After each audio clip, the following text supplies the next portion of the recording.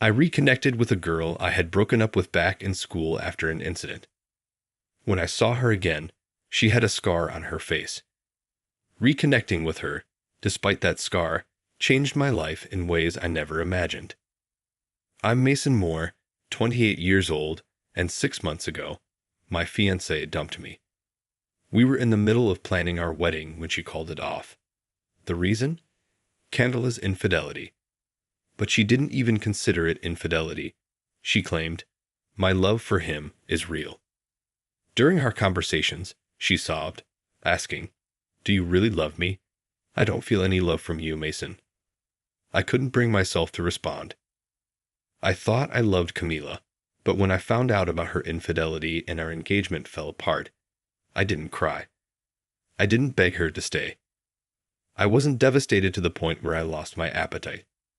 I had decided to marry her mostly because it felt like the right time, given my age. When she broke up with me, all I said was, "I understand. Please take care of the compensation and the wedding cancellation fee." In response, Camila threw a glass of water at me and yelled, "You're the worst, trash, inhuman." But wasn't I the one who got dumped? I almost said that out loud but held back, knowing it would only make things worse. I've had other relationships, but they all ended the same way. "You don't really love me, do you? Do you even want to be in a relationship?" I've heard that a lot, and I understand now that the problem isn't with them. It's with me. I've never been able to forget my high school love. That love was Nora Anderson. She wasn't stunningly beautiful, but she had big eyes and the cutest dimples when she smiled. She was always cheerful and surrounded by friends, while I was just an ordinary high school guy, not particularly energetic, but not gloomy either. Nora and I got close during a school event where we were assigned to work together. Through our conversations, I found out she, like me, came from a single-parent household. Back then, I was in a rebellious phase and often clashed with my mother, blaming her for our financial struggles. But Nora was different. She deeply cared for her mother and believed that supporting each other was just part of life, even if it was tough. Talking to Nora made me feel childish for being rebellious. As I spent more time with her, my attitude towards my mother softened and the tension between us eased. My resentment and anger faded, and being with Nora made me feel lighter. We were together from the end of our freshman year until our senior year of high school. I thought we'd always be together, maybe even get married someday. But we broke up right before exams.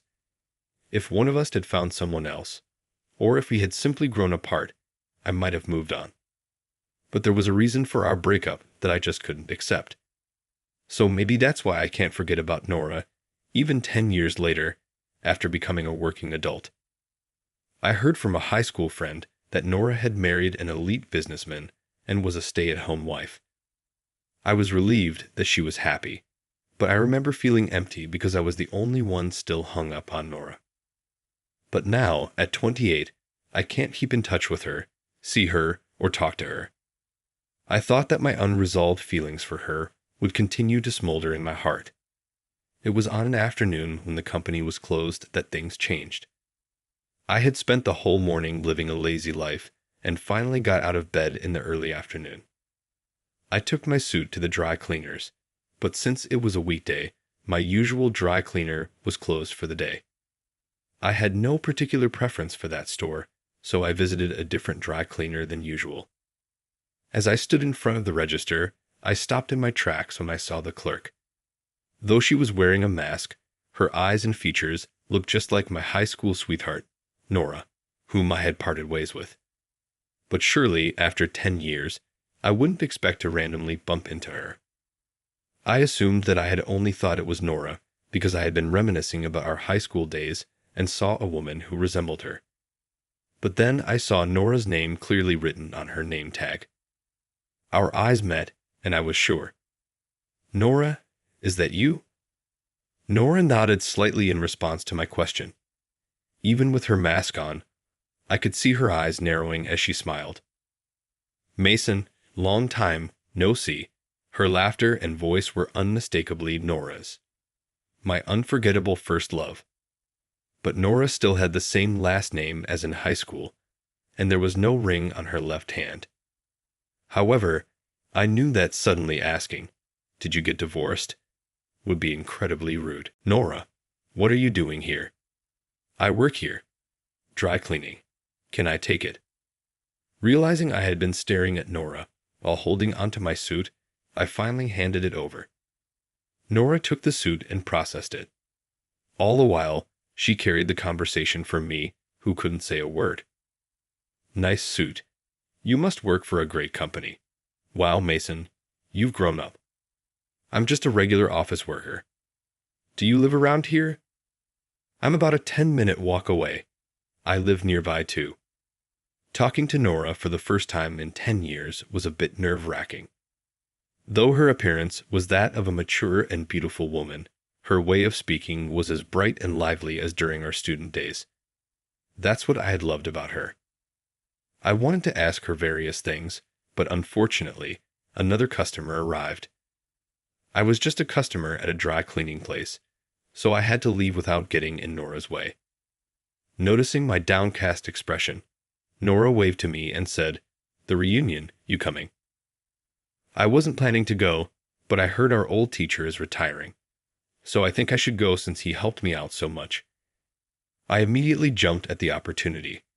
I had initially planned to skip the reunion, but my close friends had insisted that I come this time, so I reluctantly agreed.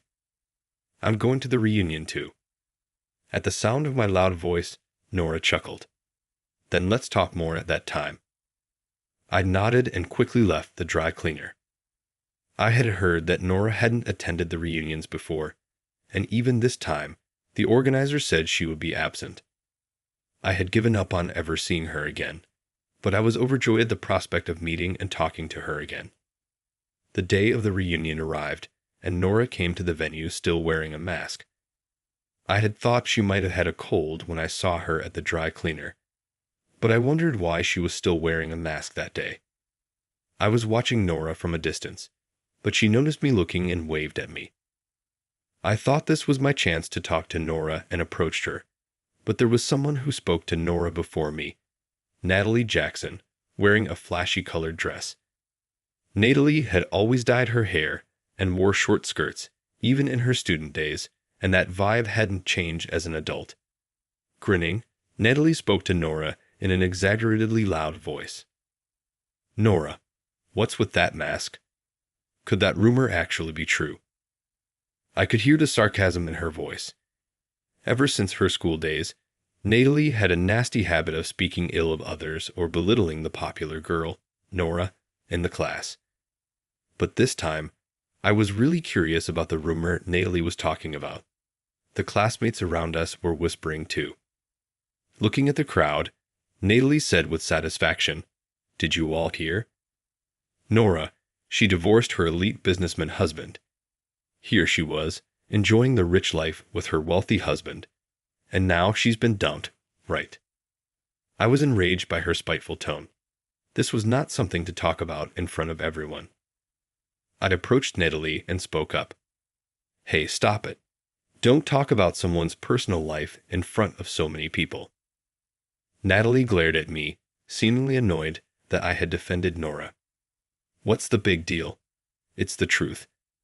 My boyfriend works at the same company as Nora's ex-husband. It seems to be the talk of the office. Apparently, Nora's ex-husband is lamenting. He feels like he paid for defective goods by having such a disappointing wife. If that was true, then her ex-husband was a real jerk too. No matter the reason for the divorce, spreading it around the company and among acquaintances is just wrong. Divorced and broke, living in poverty. What's with that mask? Can't afford makeup." Saying this, Natalie fiercely removed Nora's mask. "Stop it." Nora tried to turn away, but it was too late. Natalie had taken off her mask. But the next moment, silence enveloped the room. Even Natalie, the person who had taken off the mask, was at a loss for words.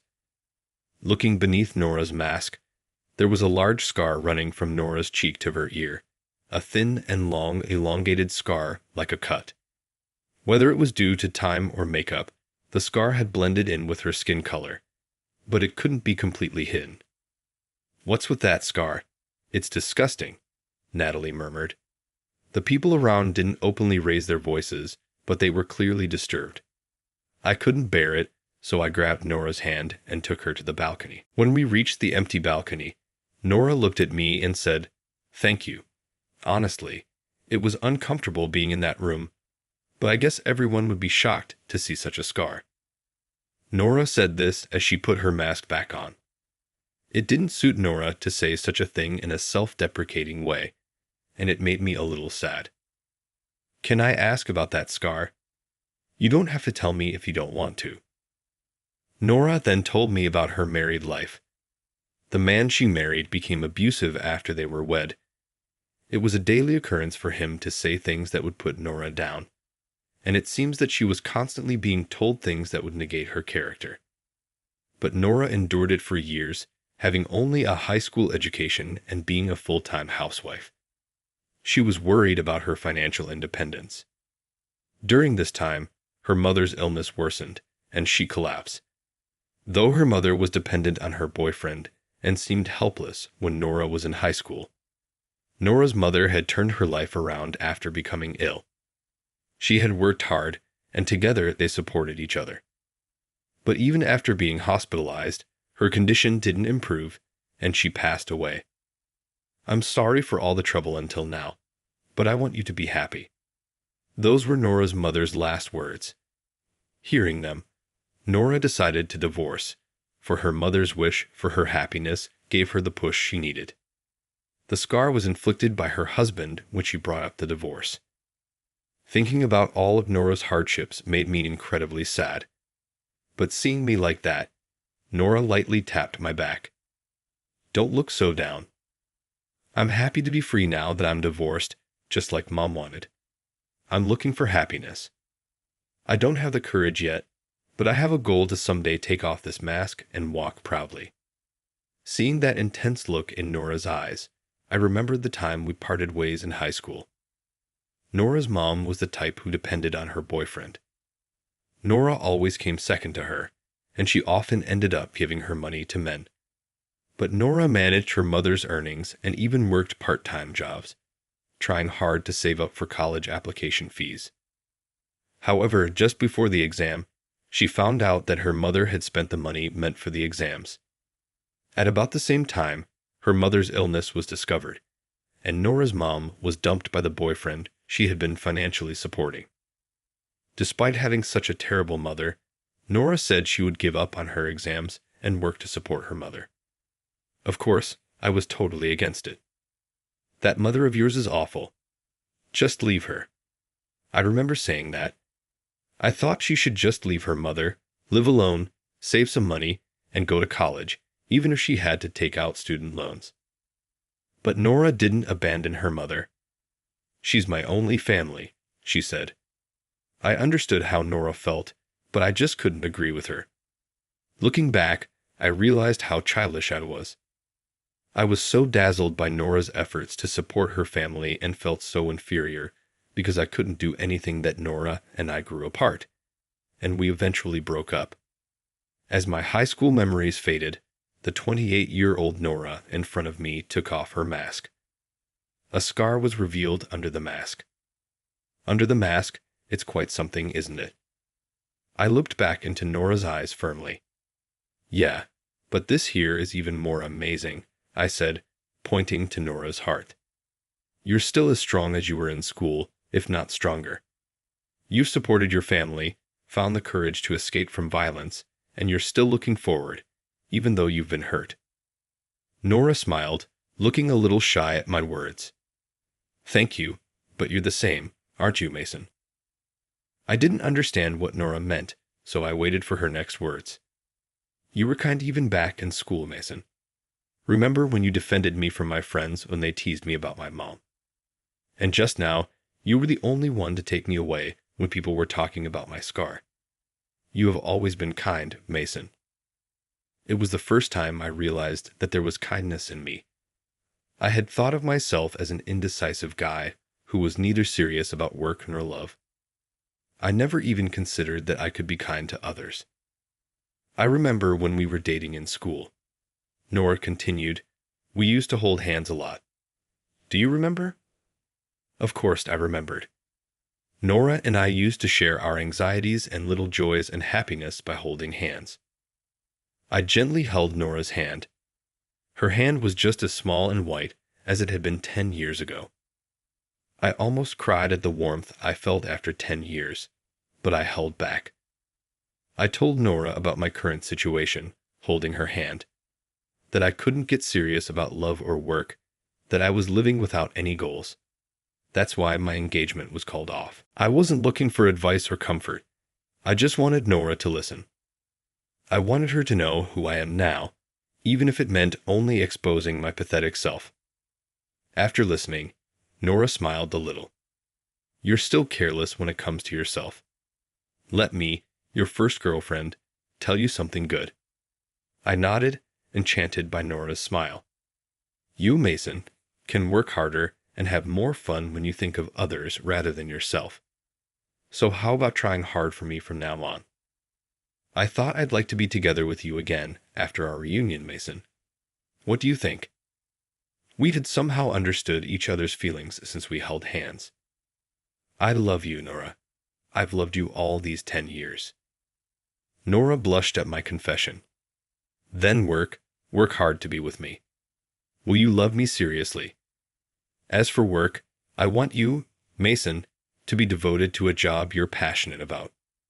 Living a self-indulgent life is a waste. Let's think about our future so that we can live our lives laughing together. I nodded at those words. From now on, my life won't be alone, and just thinking that made me feel somehow optimistic. From that day, Nora and I started dating again. The first thing we did was job hunting. I had been aimlessly doing a job I didn't want to do, and at work, there was my former fiancé. I didn't really care and continued working as I was, but I wanted to make a break from the unmotivated days and life I had been living. Although the salary was a bit lower at my new job, I found a sense of purpose. Since starting dating with Nora, my private life also became fulfilling. Before, on my days off, I used to shut myself in without even opening the curtains, but I began to go out more by accompanying Nora in her hobby of hiking. I even gained a little muscle and became interested in healthy eating. 2 years after we started dating, Nora and I got married, and now we have a child and live together as a family of 3. Nora's facial scars have faded, and she's not wearing a mask now. Her emotional scars have healed, and she's enjoying raising our child. Recently, I received a report from Nora that she's pregnant with our second child. I want to make a lively and fun family, don't I? Looking at Nora's smiling face, I naturally smiled too. She keeps bringing me happiness one after another, but I don't just want to be happy. I want to be someone who can make her happy too. Before I reunited with Nora, I couldn't imagine such happy days. Our reunion changed my life. I want to cherish the happy times with my family without forgetting my gratitude to her. How was today's story? Your channel subscription and hitting the like button will be an encouragement for our creative activities. We look forward to receiving comments from you. See you in the next video.